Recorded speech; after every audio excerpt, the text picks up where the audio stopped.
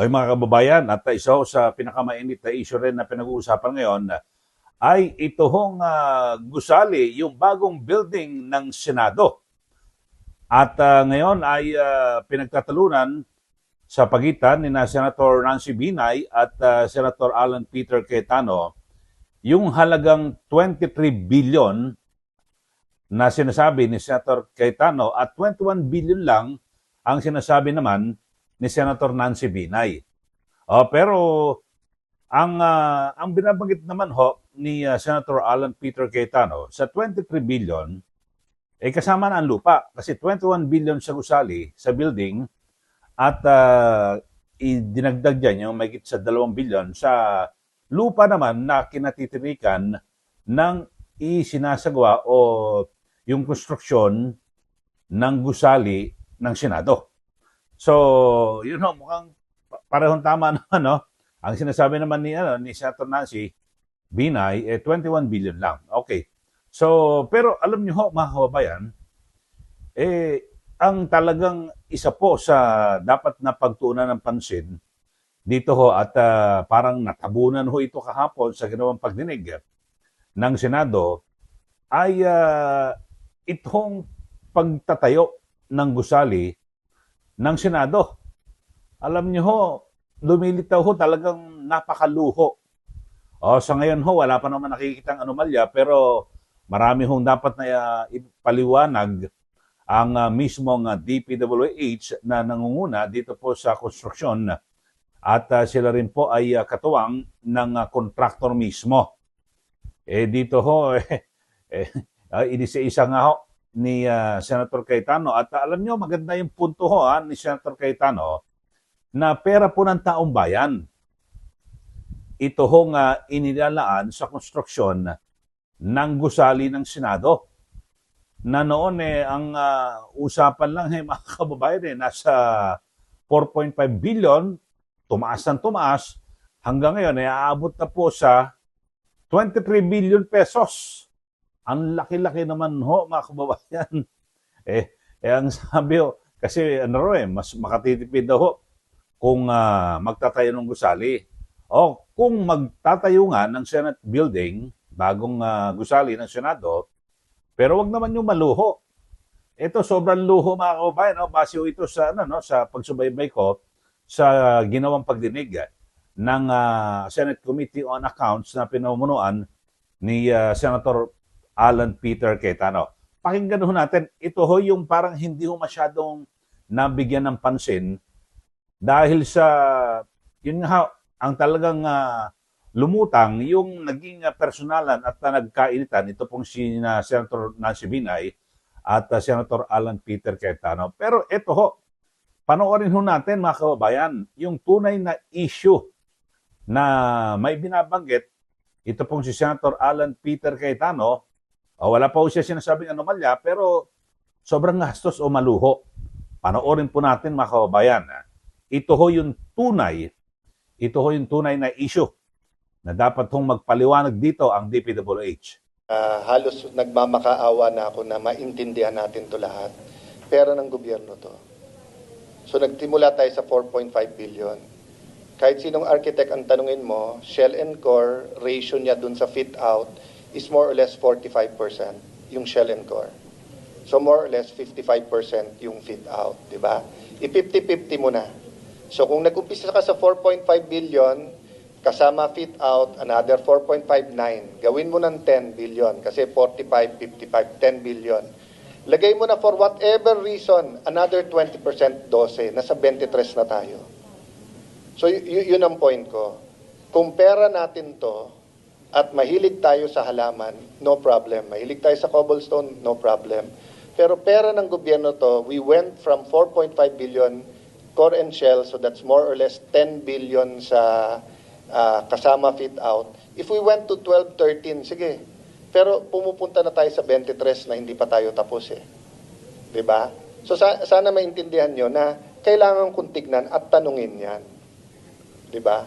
Na paano nangyari na hindi natin na-estimate? Tumaas ang presyo ng semento, tumaas presyo ng bakal, pero pumupunta pa rin ako once every few months sa halaman eh. Hindi ganyan kataas ang ano ng halaman. Wala nga bumibili ng halaman ngayon eh. Mga titos at titas, maraming plantitas na pwede magbenta sa atin, pero hindi ganyan kalaki. Yun ang pinupunto ko doon, di ba? That's why Sexadane, that's why I said electrical, mechanical, that's another 1.5 billion. Architectural, another 3 billion. Di ba? Doble yan ng 2.35 na for floors 1 to 6. That's why nga I want to understand. So tinatanong ko kay SP kanina, sabi ko, SP, magkanong pinakamalaking nakuha mo bilang senador para ayusin ang opisina mo? Sabi niya, ang naalala niya, 100 ata o 200. Ako naalala ko, kalahating milyon ata eh. Never kami nabigyan ng 5 or 10 million each, di ba? Kasi ayoko naman tipirin si Senator Padilla. Pero siguro kung sasabihin ko sa kanya, Sen, meron ka ng 5 million para ayusin opisina mo. 5 million times 24, that's 120 million versus the 3 billion or hindi ko alam sa 7 billion na yun kung magkano doon. Kasi hindi kasama dyan yung mga hallway eh. Kasama na yun sa core eh. Di ba? Pero yung mga wallpaper, etc. pwede. Di ba? So, para matapos tayo, ma'am, no? How can I review this na malaman? Kasi I'm not willing to pay 2 project managers. I'm willing to keep some of the consultants after they submit a report na kailangan ko sila. Di ba? Pero, how do I get to it na, ganun din, di ba? May nakita na ba kayo na IT na, magkanong IT dyan? 2 billion, no? IT na ng isang buong syudad yan eh. Tinatanong ko kay Senator Padilla, broadcast system. Sabi ko, boss, magkano magbuo ng isang studio? 577 million, kasama na isang building dyan eh. Oh. So, if yan talaga yung cost, itataya ko mukha ko sa taong bayan. Wala tayong magagawa. Yan ang cost eh. Di kayo kaya mo ako bigyan ng broadcast system na 400 million, bigyan mo ako. Kung yan talaga cost. Pero kung hindi ba trabaho kong malaman muna kung yon bago ako pumirma? Di ba?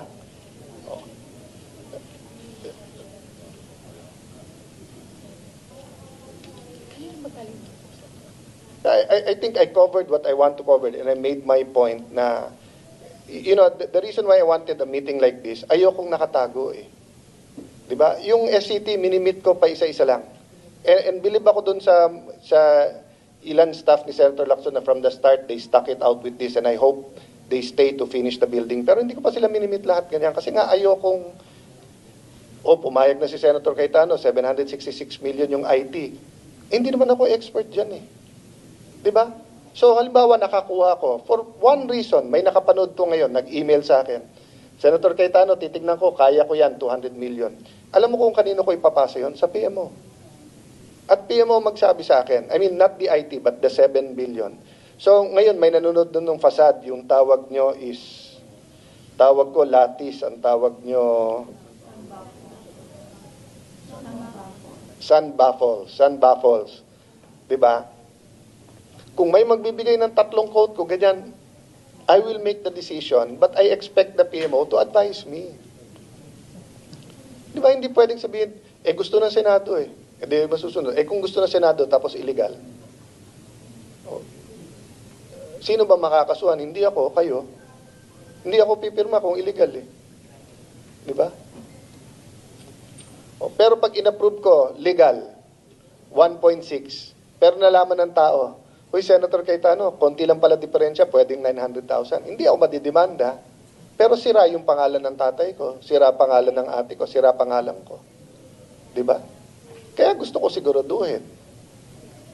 O yan po ang ilang yung sa unang bahagi ng pagdinig sa Senado, mga kababayan, at kung saan, alam niyo ho, dito ho, yung struktura talagang grabe ho, mga kababayan, no? 21 billion yung gusali, tapos 2 billion yung lupa, so abot ng 23 billion. Dito ho ay parang talaga nakakagulat, no? Yung sa landscaping lang ho, mga kababayan, siguro siyempre para medyo maganda, may landscape pa yan, mga halaman, kung ano-ano man, 600 million pesos.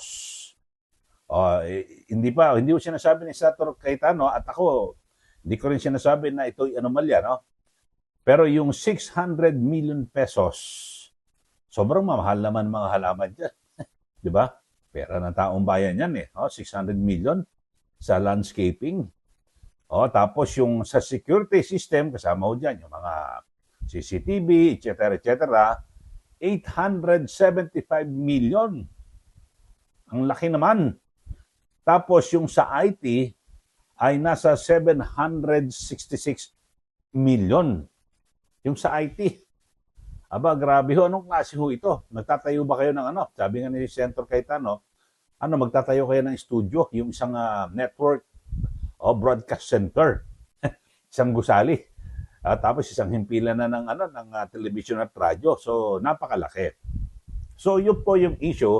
Ito ay nasilip ko rin ho, mga kababayan, kasi parang nasentro ho dito sa bangayan ni Senator Cayetano at Nancy Binay at parang nagkakapersonalan, pero ito ho dapat ho talagang na bigyan pansin ho ng mga senador. Kaya ngayon talaga binubusisi po ito ni Senator Alan Peter Cayetano at hindi naman siya kinakampihan ko si Senator Alan, pero nakita ko ho yung kanyang punto na dapat ay protektahan natin yung pera ng taong bayan. Sabi niya, hindi, dapat protektahan ng mga senador.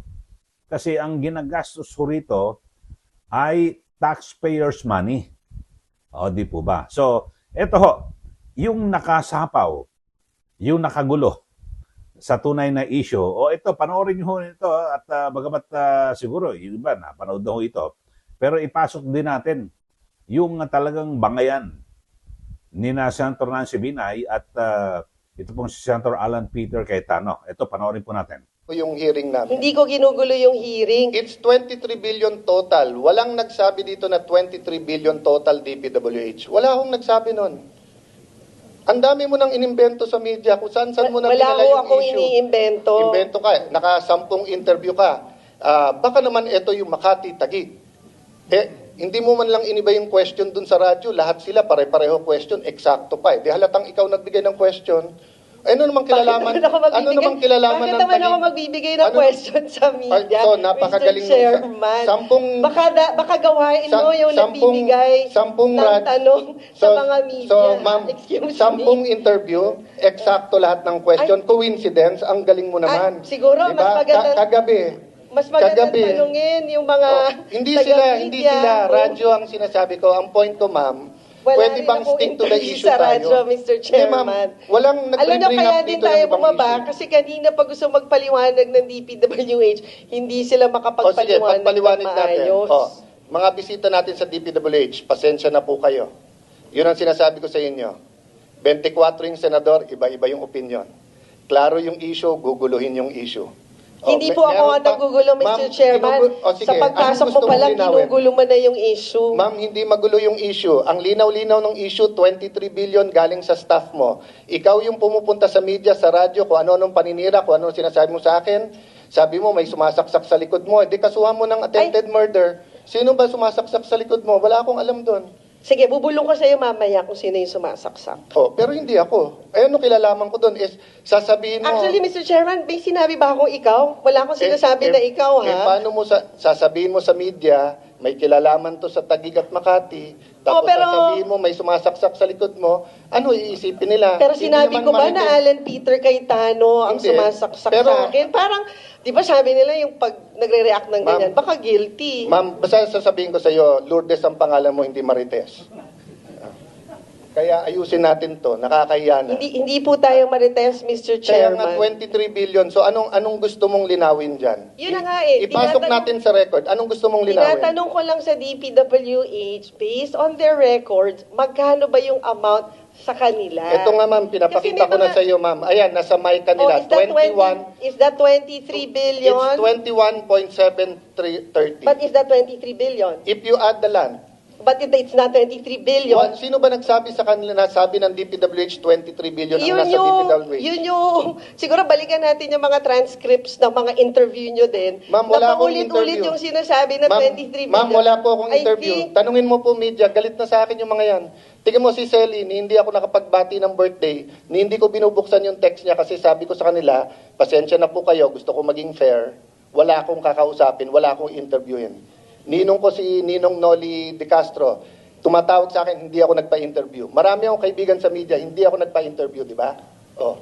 So ano yung transcript na sinasabi mo? So, kung babalikan natin yun, Mr. Chairman, saan galing yung 23 billion? Galing yun sa memo na binigay Hindi, sino ko kay nag-announce sa Senator. media ng 23 billion? Galing yan sa SCT. Hindi, ng ang staff tanong mo. ko, sinong nag-announce sa media ng 23 billion? Sino nag-announce, Mr. Ma'am, Chairman? ang It's not sinasabi you. mo, So, sino nag-announce? Si Senator Escudero. Oh, And yun. then, So, may nag-announce ng amount ng 23 hindi, sabi billion. mo kasi pa-interview kami, pa-interview kayo ng kayo. Si Senator, So pero inaamin niyo, Mr. Chairman, Hindi. na merong nag-announce ng amount na 23 billion. So nandito and tayo inaamin mo ngayon ba, ma'am, na para dati mong itanong, staff ang SCT at sila Hindi nagsubmit ho- ng 23B. hindi ho Sila natin- po nagsubmit ng hindi SCT. ho natin, di ba, kayo na rin nagsabi na DPWH muna yung resource person Yes, ngayon. at wala naman So, nagsabi na, so ginugulo mo nga, ma'am. So eh. ngayon ho, tinatanong ko, Ma'am, sa sa- records po ng DPWH, lumalabas ba yung 23 billion? Yun lang naman ho yung Mr. Chairman na tinatanong ko Sinagot eh. na kita, ma'am. Lumalabas Oh, but that- 21.73, Yeah, pero so pag- that is not 23 billion, Mr. Chairman. Oh. Do your math. 21 is not 23. Hindi, ma'am. Ulitin Correct. natin yung, Mr. ulitin natin Chairman, yung video. pareho ba yung 21 at 23? Okay. So, for the record... Hindi, for the record, is 21 the same as For the 23? record, it's 23 billion with the land. No, for the record, is let- 21, ma'am, 20 is the same no, as 23? Let me finish para to satisfy you, okay? Let me clarify. Wala namang pupuntahan na yung pabalik-balik. Let me clarify, ha? Tinanong ko sa SCT, mag-submit kayo sa akin ng mga total. Ang sinubmit, 23B. Kasama yung land. Sinubmit ko to kay Senator. Yeah, pero- Ma'am, let Sandali. me finish Proper- para tapos Sige, na to, Mr. pagkatapos Chairman. ako. Kasi Tapos na to, babalik- ma'am. sige, Huwag mo nang guluhin. Hindi ko ginugulo, Mr. Chairman. Ginugulo mo kasi malinaw na. No, Mr. Chairman. Malinaw, ma'am. Di ba, sinabi mo kanina, ang hearing na to ay ma'am, para sa DPWH. Ma'am, Kaya babalik- kung tinatanong natin, as per records of DPWH, Ma'am, babalik nag-a-appear tayo. ba yung 23 billion? Well, the chair Na is hindi, making di ba? a statement. Will you allow the chair to make Okay, a please. statement? Okay, I'm sorry, Mr. Chairman. So, after the SCT submitted the 23B, we got their preliminary insights. Galing sa kanila yon. Sinubmit ko ngayon kay Senator Escudero. In his words, na OA siya sa 23B, he gave a speech. Based on the speech, you said saan galing ang 23B, si Yusek Sadain at si Ma'am Soledad nagpa-interview. Ang sabi nila, it's para hindi ako magkamali, ano yung lumabas kanina dyan? They said it was 5.7B. So if you add it all up, it's like 16, malayo sa 23. So during the course of the hearing, if you were listening, ma'am, pinakita niya to 21.7B.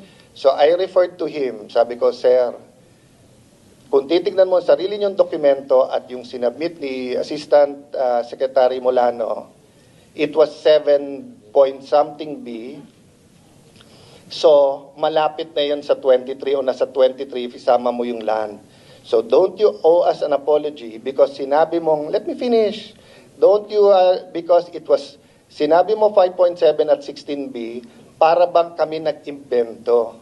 Hindi kami nag-imbento.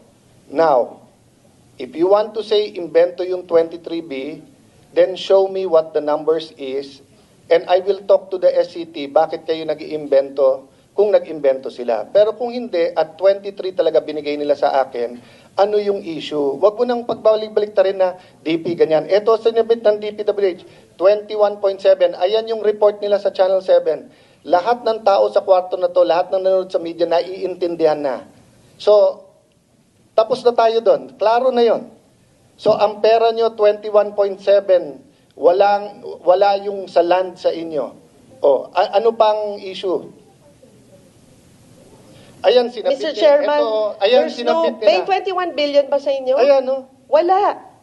Are you familiar with the terms dun sa pag-acquire ng lote? Di ba wala din kayong alam? So, ang layo. Ikaw na nga nagpapakita, Ma'am, Mr. Chairman. wala yung lote dyan 21. Ma'am, bigay sa akin ng DPWH to. Ang problema, hindi ka nakikinig. Yun na nga, Mr. Chairman. Ikaw nga, hindi O, ka marunong, hindi ka marunong magbasa. 21, naging 23. Hindi ko sinabing Diba? 23 ang galing sa kanila. So, ma'am, make your point and Well, then my move point on. is- my Move on point kasi is- out of order ka na. But my point is, Mr. Chairman, on the part of DPWH, It's 21.7 there's no billion. such Noted. thing Tapos. as 23 Tapos. billion. Ang pera- And I don't think Ang pera nasa mic nyo, 21.7 billion. Tapos. 21 meron pa? billion ba nasa mic nyo? Ayan nga eh. 21 Pinakita na sa billion? lahat eh. Chairman, Yes. ano lang po, opo. Pwede po bang i-move na lang po natin po, suspend okay lang po ba? Suspend na po natin. Patapos na nga tayo eh. Gusto ko nga tapusin para nga mag-usap after. So I don't know. I want to give Senator Nancy all the chance rather than press con siya ng press con. Kaya lang, Hindi ho ako presko ng preskon. Napipilitan lang ho Interview ng tayong interview sumagot. press- Hindi. Kasi nga ho, mali-mali yung mga binibigay niyong Sige, statement pakitama sa kung media. anong, unang-una wala akong statement sa media, paano magkakamali. Well, siguro yung Facebook Live mo, parang statement, meron ka ding interview, na-interview ka Okay. din, di ba? So, itama mo yung mali. So, sinabi na nila, ito yung presentation nila sa MICA, 21.7 yung available. Siguro, Mr. Chairman, can I just hear from DPWH on your end is that nag-e-exist ba yung 23 billion for DPWH? Ma'am, Yes or no? Ma'am, it was in their presentation. Yun lang ko tinatanong ko, Mr. Chairman. Ma'am, nasa presentation Hindi nga nga nila eh. Yes or no lang. O, can they answer? sige. Can they answer? On your end, DPWH, nag-i-exist ba sa documents nyo yung amount na 23 billion? Yusek. There is none, Mr. Chair. No, no. Thank you, Sorry, Yusek sorry. Sadain. Ma'am, There is none. Excuse me, Because excuse me, 21 point. is not Sandali, 23 sandali. billion. Order. Paulit. Thank you, Mr. Chairman. I made my point. There's no such thing as 23 billion sa Paulit-ulit na tayo DPWH. kanina Thank pa you, na Mr. Chairman. 21.7 billion. Kabuang Kanaday. Tapusin natin na maayos to. Senado to ng Pilipinas, hindi to palengke. Oh. Pakibalik nyo nga sa slide ng DPWH na yung 21.7 billion. Oh. Paulit-ulit tayo, Nancy, na Senator Nancy, na 21 billion, 7.3. Ikaw nag-i-insist na 23. Yung 2 billion, ayan, oh. Tapusin natin, then I'll move on to you, DPWH. Yan, so do you confirm, Sec Sadain, yan ang present mo kanina? Yes, Mr. Chair. Oh, it's 21.73 billion, okay. Okay, yan po, no? Yung talagang palitan na mga pahayag ni na Senator Alan Peter Cayetano at Senator Nancy Binay at humantong po yan sa pag-walk out ni Senator Nancy. At ngayon nga ho, may mga report na pinag-aaralan po ng kanyang legal team ni Senator Nancy Binay kung maghahain po sila ng reklamo sa Senate Committee on Ethics. Sila ba'y maghahain ng ethics complaint laban po kay Senator Alan Peter Cayetano. So, yung issue na yan, yung nagtatalo sila eh. Sabi ni Senator Nancy, hindi, 21 billion lang yan eh. Sabi naman ni Senator Cayetano, hindi, 23. Yung kay Senator Cayetano, 23 billion kasi kasama ang lupa. Yung kay Senator Nancy Binay naman, 21 billion, hindi kasama ang lupa. Yun no. Pero, base po sa, siguro kanina yung pinanood ho natin na umpisa, ang laki-laki ho, maluho. Alam niyo ho ba, isa po sa talagang layunin kung bakit nagtayo po ng magkaroon ng sariling gusali ang Senado at yan po ay talagang isinulong din po yan ni dating Senator Ping Lacson. Alam naman natin ho yan, talagang mabusisi ho yan sa mga pagbabudget. At dito ho bagamat yung kanilang sinimulan, ngayon lumobo na hanggang 23 billion. Pero alam niyo ho, yung upa ng Senado, diyan po sa GSIS building, ay nasa 127 million kada taon. Yun ang upa. So, kaya napagdesisyonan na tayo na lang tayo ng sariling gusali para yung 127 million kada taon na binabayad po ng Senado sa GSIS ay matipid na lang. So may sarili na. Pero kung aabot naman ng 23 billion, parang okay lang yung 127 million na upa, no, kada taon sa GSIS. GSIS, gobyerno din naman So walang lugi rin ng gobyerno. O napunta rin sa GSIS. Mga kababayan. So, yun ho. Aabangan ho natin kung saan hanton. Dahil sa meron pa hong susunod na hearing, dapat ho ay pagpaliwanagin ng gusto rito ang DPWH dahil sila po ang pangunahing nangangasiwa dito po sa konstruksyon at meron ho dyan, di ba, yung contractor. So maganda, talagang mabusisiyo ito ng mabuti. Kasi pera ho ito ng taong bayan. Pera ho natin lahat. Tayo ho mga nagbabayad ng buwis, kaya dapat lang ho na sinupin ng Senado at yan nga po ang ginagawa ng bagong liderato ng Senado at para tiyakin lang ho na okay, magpatatayo sila ng gusali pero ako naman nakita ko kaagad dito ho ba yan dahil sa wala ho naman makapagsasabi na may anomalya, wala pa namang ebidensya, nakita ko kaagad napakaluho, sobrang luho ng bagong Senate building na ito. Yung tiles lang ho 75,000 per square meter. Diyos ko pong buhay, anong klaseng ano yan? So, luho na talaga. Sabi natin, imported ho yan, pero talagang luho. So, sana nga po ay mai-correct pa, may ahabol pa ho ito at tanggalin na ho yung mga luho, mga kababayan, dahil sa pera po ito ng taong bayan na dapat hong sinupin ng ating mga senador. Maraming salamat. Ito po si Ka Eli. Magandang araw po sa ating lahat.